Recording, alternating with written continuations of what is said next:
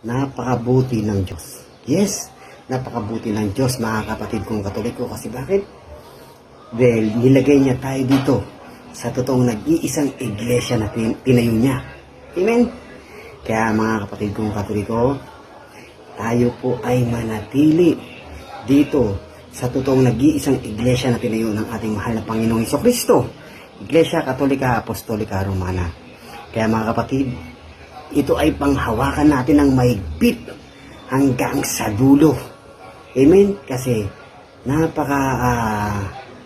swerte natin, no, na bilang isang Katoliko kasi talagang nilagay niya tayo dito sa kanyang totoong nag-iisang iglesia. At tayo po ay talagang kung iisipin mo, ito ay isang malaking biyaya o malaking regalo sa buhay po natin. Kasi nilagay niya tayo dito sa tamang iglesia. No? Amen? Kaya mga kapatid, ito po ay pangalagaan natin. No? Dahil itong iglesia natin ng ating mahal na Panginoong Hesukristo, ito lang talaga, wala ng iba. Iglesia Katolika Apostolika Romana. Amen?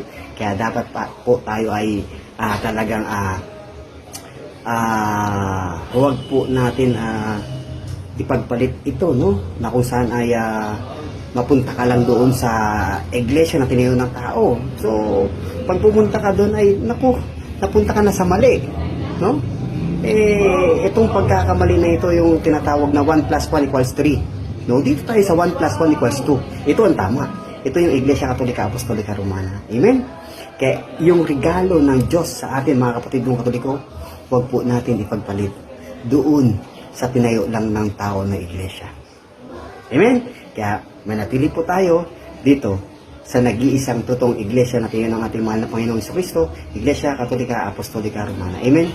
So maraming salamat and God bless po sa ating lahat, mga mahal kong Katoliko. Ingat po tayo lagi. More prayer, more power. Spread love. God bless po sa ating lahat and ingat po kayo lagi.